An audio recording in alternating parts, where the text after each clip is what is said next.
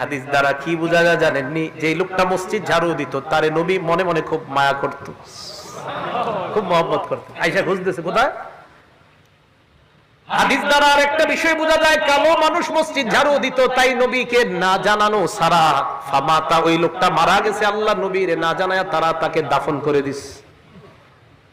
চিন্তা করছে নবীরে কি জানাবো, দাফন করে দিস। আমরা কিন্তু এরকমই করি। হ্যাঁ, ইমাম সাহেবরা কষ্ট নিয়েন না, খতিব ইমাম মুয়াজ্জিন এতটুকু ঠিক আছে, খাদেম।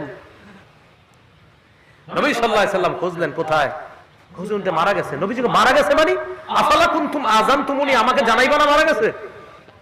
হুজুর আমরা তো মাটি দিয়ে দিছি। কবর কোথায়? দুল্লুনি আলা কবরিহি, আমার কবর কাছে নিয়ে যাও। কবরের কাছে গেছে, সামনে দাঁড়ায় জানাসা। এবার ওযু করলেন, ওযু করার পর মসজিদে আসবেন। কোথায় আসবেন বলেন? মসজিদে আসবেন। আসার সময় কি করবেন?